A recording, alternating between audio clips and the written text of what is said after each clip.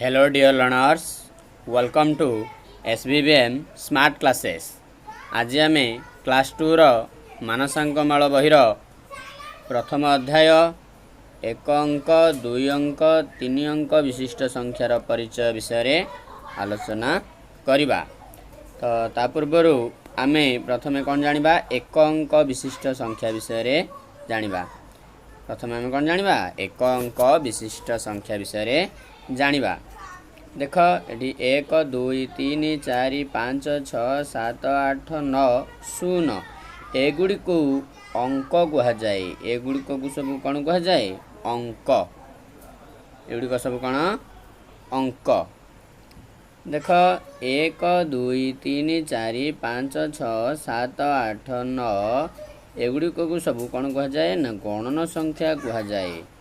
एगुड़ी को कौन कहुए गणन संख्या कहुए। किंतु शून्य होउछि गोटे स्वतंत्र संख्या। एटा गोटे कौन स्वतंत्र संख्या। वर्तमान टिके लक्ष्य कर एक दुई तीन चार पाँच छः सात आठ ओ नौ एगुड़िक सबू केतरे लेखा अंकरे गढ़ाई गोटे गोटे अंकरे। एक गोटे अंक दुई गोटे अंक तीन गोटे अंक चार गोटे अंक से भली नौ गोटे अंक। ये सब कौन गोटे गोटे अंकरे गढ़ा होइछि। दीटा अंक अच्छे कि नाई गोटे अंक अच्छी।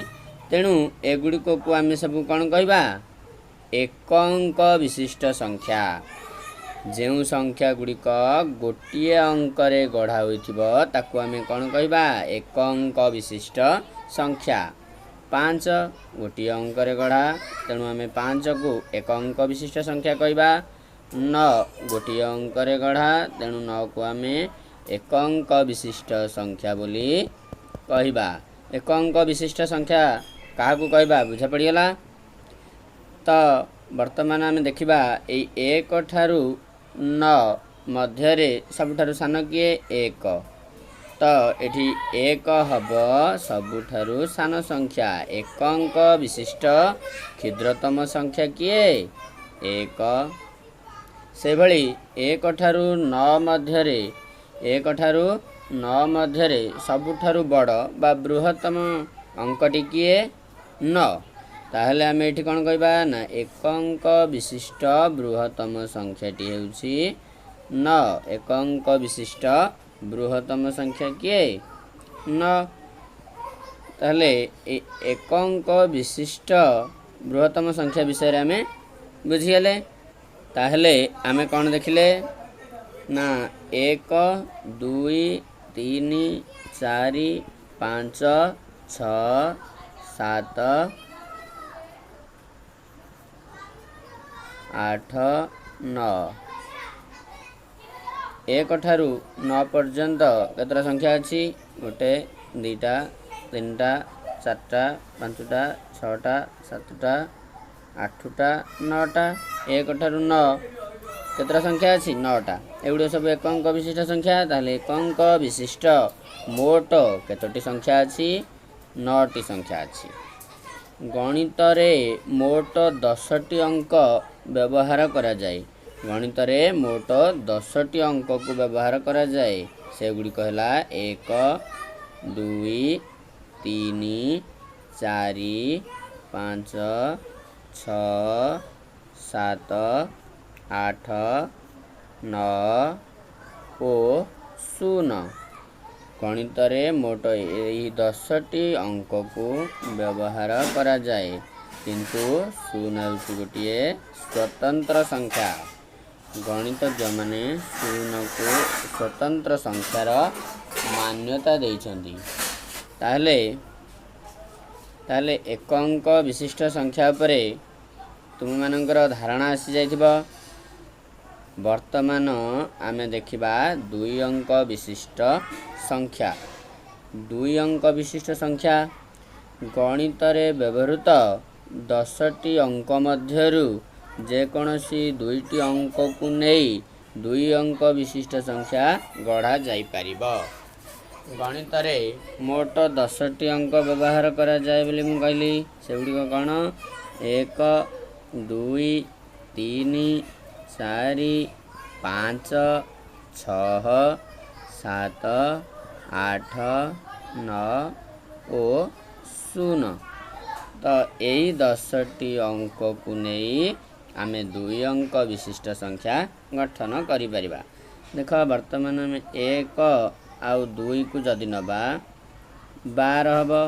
ତାହେଲେ 12ରେ 1 ଗୋଟେ ଅଙ୍କ ଆଉ 2 ଗୋଟେ ଅଙ୍କ, ତାହେଲେ ଏଇଟା 2 ଅଙ୍କ ହେଲା ନା ନାହିଁ? 2 ଅଙ୍କ ବିଶିଷ୍ଟ ସଂଖ୍ୟା ଗୋଟେ ହେଇଗଲା। ସେଇଭଳି ଆମେ ଯଦି 3 ଆଉ 4 3 ନେବା ଆଉ 4 ନେବା, 3 4 ନେଲେ 34 ହେବ। ଏଇଟା 2ଟା ଅଙ୍କ ହେଇଗଲା। 34 ଏକ 2 ଅଙ୍କ ବିଶିଷ୍ଟ ସଂଖ୍ୟା। କ'ଣ 34ଟା କ'ଣ ହେବ ନା 2 ଅଙ୍କ ବିଶିଷ୍ଟ ସଂଖ୍ୟା ହେବ ନା ନାହିଁ? 2 ଅଙ୍କ ବିଶିଷ୍ଟ ସଂଖ୍ୟା। ସେଇଭଳି ଯଦି ଆମେ 55 କଥା ଧରିବା ତାହେଲେ ଏଇଟା ମଧ୍ୟ କ'ଣ ଗୋଟେ 2 ଅଙ୍କ ବିଶିଷ୍ଟ ସଂଖ୍ୟା ହେବ। ତ ଏଠୁ ଆମେ କ'ଣ ଜାଣିଲେ? ଗଣିତରେ ବ୍ୟବହୃତ ହେଉଥିବା ମୋଟ 10ଟି ଅଙ୍କରୁ ଯେକୌଣସି 2ଟି ଅଙ୍କ ନେଇ ଆମେ 2 ଅଙ୍କ ବିଶିଷ୍ଟ ସଂଖ୍ୟା ଗଠନ କରିପାରିବା। ଦେଖ 10 11 12 13 ଅପ୍ ଟୁ 49 ପର୍ଯ୍ୟନ୍ତ ଏଇ ଅଙ୍କ ଗୁଡ଼ିକୁ କ'ଣ କୁହାଯାଏ? 2 ଅଙ୍କ ବିଶିଷ୍ଟ ସଂଖ୍ୟା କୁହାଯାଏ। 10 କେତେଟା ଅଙ୍କ ଅଛି? 2ଟା ଅଙ୍କ ଅଛି। ସେଇଭଳି 49ରେ କେତେଟା ଅଙ୍କ ଅଛି? 2ଟା ଅଙ୍କ ଅଛି। ତ 49 କ'ଣ ଗୋଟେ 2 ଅଙ୍କ ବିଶିଷ୍ଟ ସଂଖ୍ୟା। ତାହେଲେ 10 ଠାରୁ 49 ପର୍ଯ୍ୟନ୍ତ ସଂଖ୍ୟାକୁ ଆମେ କ'ଣ କହିବା? 2 ଅଙ୍କ ବିଶିଷ୍ଟ ସଂଖ୍ୟା ବୋଲି କହିବା। ବର୍ତ୍ତମାନ ଆମେ ଜାଣିବା 2 ଅଙ୍କ ବିଶିଷ୍ଟ 90ଟି ସଂଖ୍ୟା ଅଛି। କେମିତି ଜାଣିବା ଯେ 2 ଅଙ୍କ ବିଶିଷ୍ଟ 90ଟି ସଂଖ୍ୟା ଅଛି ବୋଲି? ଆମେ 1 ଠାରୁ 9 ପର୍ଯ୍ୟନ୍ତ ଦେଖିଲେ ଏଗୁଡ଼ିକ ସବୁ କ'ଣ 1 ଅଙ୍କ ବିଶିଷ୍ଟ ସଂଖ୍ୟା, ନା ନାହିଁ? 1 ଠାରୁ 9 ପର୍ଯ୍ୟନ୍ତ 1 ଅଙ୍କ ବିଶିଷ୍ଟ ସଂଖ୍ୟା। ତାହେଲେ 10 ଠାରୁ 49 ପର୍ଯ୍ୟନ୍ତ 2 ଅଙ୍କ ବିଶିଷ୍ଟ ସଂଖ୍ୟା। ଯଦି ଆମେ 1 ଅଙ୍କ ବିଶିଷ୍ଟ ସଂଖ୍ୟା 2 ଅଙ୍କ ବିଶିଷ୍ଟ ସଂଖ୍ୟା 49, ନା ନାହିଁ? 10 ଠାରୁ 49, ଏ 49ରୁ ଆଉ ବଳକା ଯାହା ରହିଲା 1 ଅଙ୍କ ବିଶିଷ୍ଟ ସଂଖ୍ୟା କେତେଟା? 9ଟା। 1 ଠାରୁ 9, ତ 1 ଅଙ୍କ ବିଶିଷ୍ଟ ସଂଖ୍ୟାକୁ ଆମେ କ'ଣ କରିବା? ବିୟୋଗ କରିଦେବା। 49ରୁ ଆମେ ଯେଉଁ 1 ଅଙ୍କ ବିଶିଷ୍ଟ ସଂଖ୍ୟା 9ଟି ଦେଖିଥିଲେ ସେ 1 ଅଙ୍କ ବିଶିଷ୍ଟ ସଂଖ୍ୟାକୁ ବାଦ ଦେଇଦେବା। 9ରୁ 9 ଗଲେ କେତେ? 0, ନା ନାହିଁ? ୟା ତଳେ କିଛି ନାହିଁ ହେଲେ 9 ତଳେ କେତେ ଅଛି? 0 ଅଛି। 9ରୁ 0 ଗଲେ 9। ତାହେଲେ କେତୋଟି ଅଙ୍କ ଅଛି? 2 ଅଙ୍କ ବିଶିଷ୍ଟ ମୋଟ 90ଟି ସଂଖ୍ୟା ଅଛି। 2 ଅଙ୍କ ବିଶିଷ୍ଟ କ୍ଷୁଦ୍ରତମ ସଂଖ୍ୟା ଏଇ 10 ଠାରୁ 49 ଭିତରେ 10ଟା ହେଉଛି ସବୁଠୁ ସାନ। ତାହେଲେ 2 ଅଙ୍କ ବିଶିଷ୍ଟ କ୍ଷୁଦ୍ରତମ ସଂଖ୍ୟା କେତେ? 10। ସେହିଭଳି 2 ଅଙ୍କ ବିଶିଷ୍ଟ ବୃହତ୍ତମ ସଂଖ୍ୟା କେତେ? 49। 2 ଅଙ୍କ ବିଶିଷ୍ଟ ବୃହତ୍ତମ ସଂଖ୍ୟା କେତେ? 49। 2 ଅଙ୍କ ବିଶିଷ୍ଟ 90ଟି ସଂଖ୍ୟା ଅଛି। ବିଶିଷ୍ଟ ମୋଟ କେତୋଟି ସଂଖ୍ୟା ଅଛି? 90ଟି। 2 ଅଙ୍କ ବିଶିଷ୍ଟ ସଂଖ୍ୟା ଉପରେ ସାମ୍ୟକ ଧାରଣା ତୁମମାନଙ୍କର ଆସିଥିବ। ଆମେ 1 ଅଙ୍କ ଆଉ 2 ଅଙ୍କ ବିଶିଷ୍ଟ ସଂଖ୍ୟା ବିଷୟରେ ଜାଣିଗଲେ।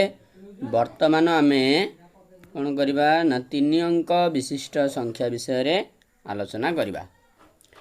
ଦେଖ ଯେକୌଣସି 3ଟି ଅଙ୍କକୁ ନେଇ ଗଢ଼ା ହୋଇଥିବା ସଂଖ୍ୟାକୁ 3 ଅଙ୍କ ବିଶିଷ୍ଟ ସଂଖ୍ୟା କୁହାଯାଏ।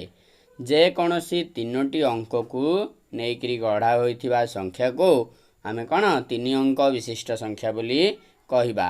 ଏଠି ଦେଖ 100, 100ରେ 0 ଗୋଟେ ଅଙ୍କ, 0 ଆଉ ଗୋଟେ ଅଙ୍କ, 1 ଆଉ ଗୋଟେ ଅଙ୍କ।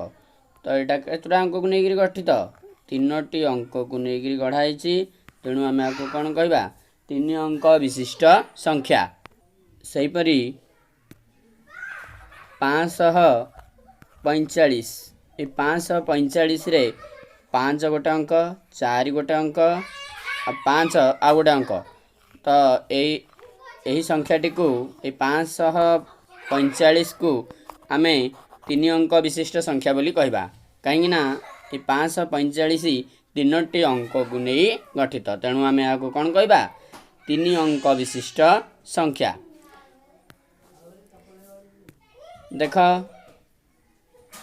100 101 102 103 अप टू 999 एगुड़ी को 3 अंक विशिष्ट संख्या कहा जाए। 999 एटा 3टा अंक को लेकर गढ़ाई 999 3टी अंक को लेकर गढ़ा तेणु आम आपको कौन कहबा 3 अंक विशिष्ट संख्या बोली कहबा। 3 अंक विशिष्ट क्षुद्रतम संख्या 3 अंक विशिष्ट क्षुद्रतम संख्या होची 100। 3 अंक विशिष्ट बृहत्तम संख्या 3 अंक विशिष्ट बृहत्तम संख्या होची 999। 3 अंक विशिष्ट 900टी संख्या अछि 3 अंक विशिष्ट केतरा संख्या अछि 900टी संख्या अछि। केमिति जानिबा तुमे माने कौन कर नहीं 999 रु आमे कौन करिबा ना 99 जो 2 अंक विशिष्ट संख्या अछि 99 10 ठारू 99 पर्यंत 2 अंक विशिष्ट संख्या से 2 अंक विशिष्ट संख्या जो 99 अच्छी आम कौन करवा 99 को फेड़ी दबा 9 रु 9 गले 0 9 रु 9 गले 0 9 तले किछि नहीं बोले कौन केते अच्छी 0 अच्छी तो कौन हम न हम ताहले पिला माने 3 अंक विशिष्ट मोट केतोटी अंक अच्छी 900टी संख्या अच्छी 3 अंक विशिष्ट मोट 900टी संख्या अच्छी बोली तुम मैंने जानी पारल। से भली देख क्षुद्रतम संख्या 1 आउ 0 को नहीं गढ़ा जाए। क्षुद्रतम संख्या सब बेले 1 आउ 0 को नहीं गढ़ा जाए। देख एठी मु कौन लिखिली 3 अंक विशिष्ट क्षुद्रतम संख्या 1000 लिखी 1000 रे 1 गोटे अंक आउ 0 आ गोटे अंक एटा 0 सब अच्छी ना आउ किसी अलग अच्छी कि तो आम कौन ये देखिले आम देखिले जे क्षुद्रतम संख्या कौन 1 आउ 0 को नहीं गढ़ा जाए बुझिपारल। से भली बृहत्तम संख्या केवल 9 को नहीं गढ़ा जाए। तुम्हें मैंने देख 999 किंबा 99 कथा धर किंबा 1 अंक विशिष्ट बृहत्तम संख्या 9 कथा धर ताले एगुड़ाक सब केवल 9 को केवल 9 को नहीं गठित तेबे आमे कहबा बृहत्तम संख्या केवल 9 को नहीं गठित। अन्य कौन सी संख्या लगिले बृहत्तम संख्या हो पारिबो नाही। 999 99 और 900 एडाक कौन आमर 3 अंक विशिष्ट बृहत्तम संख्या 2 अंक विशिष्ट बृहत्तम संख्या 1 अंक विशिष्ट बृहत्तम संख्या ताहले बृहत्तम संख्या केवल 9 को ही नहीं गढ़ा जाए बुझिपारल। से भली एटी देख 105 105 को नहीं जदि आम 3 अंक विशिष्ट संख्या गढ़ा ताहले 105 150 510 501 हम है ना नहीं। जदि आम 105 को नहीं 3 अंक विशिष्ट संख्या गठन करवा जदि आम 1 को नबा आउ 0 को नबा आउ 5 को नबा ताहले कौन हम संख्याटी 105 हम। से भली आम जदि 1 को नबा 5 को नबा आउ 0 को नबा ताहले कौन हम संख्याटी 150 से भली यही संख्या गुड़िक गठन हम। ताहेले देख 105 को नहीं गठित क्षुद्रतम संख्याटी है 105। जदि आम 105 को नहीं संख्या गठन करवा ताहले क्षुद्रतम संख्याटी कौन हम 105। जदि बृहत्तम जदि आम 1 आउ 0 आउ 5 को नवा ए तीनटा अंक को लेकर आम बृहत्तम संख्या गठन कले केते आसीबो 510 है ना नहीं। से बेले देख 3 नवा 7 नवा आउ 9 नवा ए तीनटा अंक को लेकर आम 3 अंक विशिष्ट संख्या गठन कले कौन आसीबो 379 आसीबो 397 आसीबो 339 आसीबो 793 आसीबो आउ 937 आसीबो 973 आसीबो है ना नहीं। से ताहले देख ए 3 7 9 को नहीं 3 अंक विशिष्ट क्षुद्रतम संख्याटी कौन आसीबो 379 आ बृहत्तम संख्याटी है 973 है ना नहीं। बुझा पड़गला। तो यह थिला आजिर मुख्य विषय वस्तु गुड़िक पुणी आम देखा अन्य एक एपिसोड सहित आपण माने आम चैनल सहित जोड़ी होइथिबारु अशेष अशेष धन्यवाद। एभली इंटरैक्टिव क्लासेस पई आम चैनल SBBM स्मार्ट क्लास को सब्सक्राइब करंतु। So please like share subscribe our channel. Good bye and take care. Thanks for watching this video.